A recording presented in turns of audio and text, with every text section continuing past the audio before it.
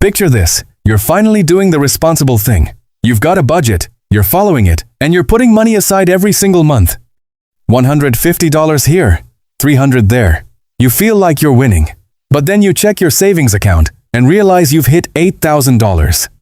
And you're sitting there thinking, okay, but when does this become money? Because the interest is basically nothing. Your high-yield savings account is giving you 4% if you're lucky.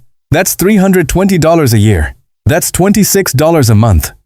Meanwhile, your friends are talking about their portfolios, their investment returns, their money-making money while they sleep situations, and suddenly you realize something uncomfortable. You might be doing this completely wrong. Here's what nobody tells you about money. Saving and investing are not the same thing. Savings protect your money. Investing grows your money. Those are two very different jobs. Let me show you the math. You have $10,000. Option 1. Save it in a high-yield savings account at 4% interest. After 20 years, you have approximately $21,900. You more than doubled your money. That's good. Option 2. Invest that same $10,000 in an S&P 500 index fund. Historically, that's returned about 10% per year. After 20 years, you have approximately $67,000. That's more than 3 times your money. Same starting point, completely different outcome. And that's just with one lump sum. The real magic happens with consistent investing over time. But here's why most people never make this jump. It's not because the math doesn't work. It's because of psychology. Saving feels safe. Your money sits there. It doesn't move. It doesn't fluctuate. Investing? It's volatile. Markets go up and down. Headlines get scary. And that emotional discomfort stops people cold. Most people hear investing and think of risk and complexity and losing everything. But that's not how successful investing works. Successful investing is boring. It's consistent. It's unsexy. And that's exactly why it works. The greatest investors alive, Warren Buffett, legendary investors everywhere, they all say the same thing. The best strategy is so boring, it's almost criminal. So here's how you transition from saver to investor without feeling like you're gambling. First, build a real emergency fund. Before you invest a single dollar, you need 3 to 6 months of living expenses in cash. This is non-negotiable. If your monthly expenses are $3,000, you need $9,000 to $18,000 in savings. This money stays safe. It doesn't participate in the stock market. It's there for job loss, medical emergencies, car repairs. Because here's what most people don't realize. The biggest reason people panic sell investments is because they didn't have an emergency fund. When something unexpected hits, they're forced to sell at the worst possible time. An emergency fund protects your investments from your own life. Second, split your money into 2 mental buckets. Bucket 1. Safety money. This is your emergency fund and money for goals happening soon. Bucket 2. Growth money. This is money you're not touching for 10 or more years. This money is allowed to fluctuate. It's allowed to go up and down. Because its job isn't to be safe. Its job is to grow over decades. This mental shift is everything. Once you accept that growth money will move around, the anxiety drops dramatically. Third, open a brokerage account. This sounds complicated. It's not. You can do it on your phone in 10 minutes. In the US, try Fidelity, Vanguard, or Charles Schwab. In Canada, try Questrade or Wealthsimple. In the UK, try Vanguard UK or Hargreaves Lansdowne. All of these platforms make it incredibly easy to start. You don't need thousands. You don't need 500. Most let you start with $50 to $100. The goal isn't massive profits at first. The goal is building the habit. Because habits beat timing every single time. Fourth, pick a boring investment. This is where most beginners mess up. They jump into day trading, options, individual stocks, crypto. But the boring stuff wins long-term. Index funds. These track the entire stock market. Instead of trying to pick winning companies, you're betting on hundreds of companies at once. Lower risk, better diversification, proven returns. For the US, pick VTI or VOO. For the UK, pick VWRL.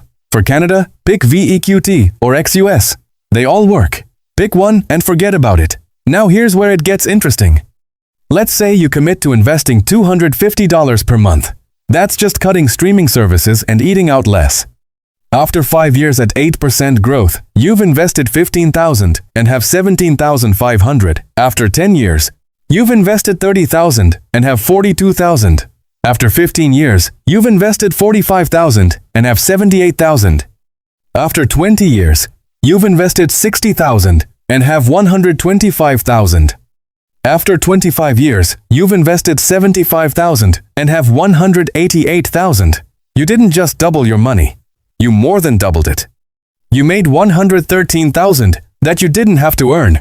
That's compounding. That's the magic. Let me tell you about two friends.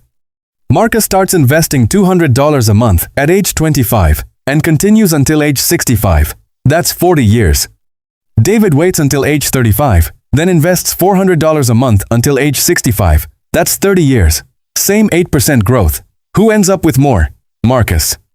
Marcus invested 96,000 and has 1,200,000.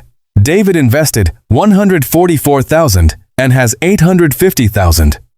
David invested 48,000 more and has 350,000 less. That's the power of starting early. That's time value of money. This is why millionaires don't become wealthy by earning a ton. They become wealthy by starting young and letting compound growth do the work. But here's where psychology matters most. Because markets will crash. They always do. In March 2020, the market dropped 34% in 4 weeks. Panic was everywhere. People were selling everything. But here's what most people don't realize. When markets drop, your monthly investments buy more shares at cheaper prices, more shares at lower cost. Then when markets recover, and they always do, you're sitting on way more shares than you would have otherwise. In 2020, if you bought during the crash, you'd have made 50% gains by year-end. This has happened dozens of times. 1987, 2000 to 2002, 2008 to 2009, 2020. Every time, people panicked. Every time, markets recovered. Every time, investors who stayed calm made more money than investors who panicked. The difference between wealthy people and everyone else isn't that they timed the market perfectly. It's that they stopped trying to time it at all. They invested consistently and stayed disciplined. Think of it like gardening. Saving is like keeping seeds in a jar. You're careful with that jar. You store it in a safe place. The seeds are protected. Nothing bad happens to them. But here's the thing. Nothing good happens either. They just sit there. Investing is like planting those seeds in soil. But at first, it looks terrible. You dig a hole, you put your seeds in, you cover them with dirt.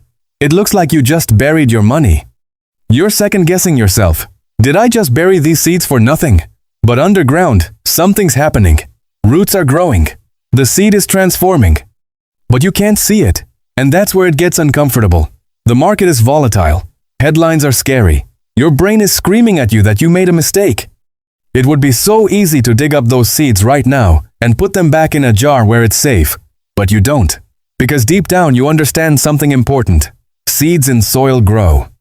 Even when you can't see it. Even when it's uncomfortable. Even when news headlines make you want to panic. You trust the process. And then something amazing happens. After weeks, tiny shoots appear. After months, you see green growth. After seasons, you have a full plant. After years, you have a garden producing food, producing abundance, producing more than you ever started with. That's compound growth. That's what happens when you invest.